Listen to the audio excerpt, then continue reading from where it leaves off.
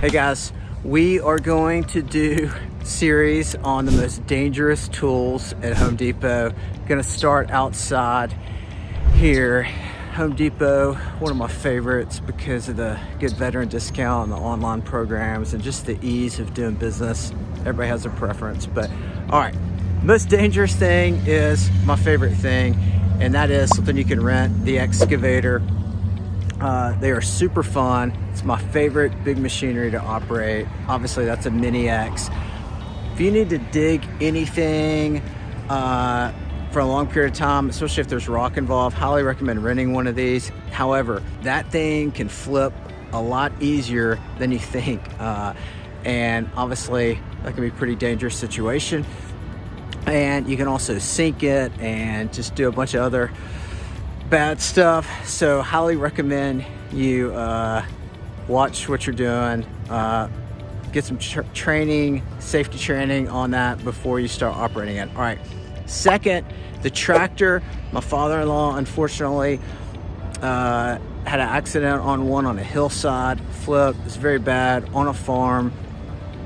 That's it can be very dangerous. Again, get some safety training.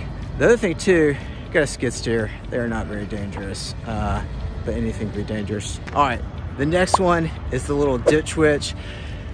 Those are not that dangerous, but the most dangerous thing you can do is what you hit with those things. I know several people actually with a tractor and a ditch witch that have hit gas lines. They've come very close to electrical lines, utilities, and extremely life-threatening situations. Be very careful. All right, so there we go. We've done the outdoor stuff, so let's get inside. All right, guys, inside now. The most dangerous tool I think out there is the nail gun. A lot of framers take the safety mechanisms off so they can go faster.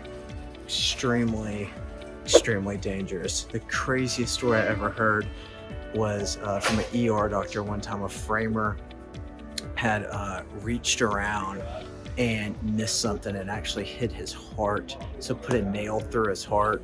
He came in, he was in residency. He saved the guy's life within like seconds. So amazing story, but please be very careful with nail guns. There's accidents all the time, happens to those, extremely dangerous.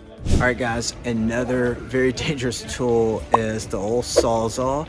It's actually called a reciprocating saw, but they're great for demolition. I love using them, but there's usually a lot of vibration. Usually you also can hit some nails or some hard spots, some concrete, metal, whatever, and they can vibrate and like sling up and like hit yourself or whatever. So be extremely careful when using them. Always use, I like to use the big ones, the DeWalt here, but be very careful when using that. All right guys, another dangerous tool out there is the circular saw. Now, you probably have used a circular saw and you're like, that's not that dangerous. You're correct. They aren't that dangerous. They've got some good safety guards and safety mechanisms involved. The problem and where the danger comes in is kind of what happens after or during the cut. A lot of times the wood pops up, or maybe you get stuck and it can hit you, or that the saw can flip up or something like that. So just be very careful about your surroundings. Make sure all your wood is properly supported and you've got that all under control. All right guys, we said the best for last. Probably the most dangerous tool out there is the chainsaw. Tree workers have extremely high insurance rates for this reason. There are tons of chainsaw accidents. It's the number one tool for accidents, and it's be sure to wear proper eye protection when you're using one, ear protection as well. This one's battery operated, so it's not that loud. One thing to remember when you buy a battery operated chainsaw is to remember to buy the bar and chain oil, because you still need that even with the battery powered ones.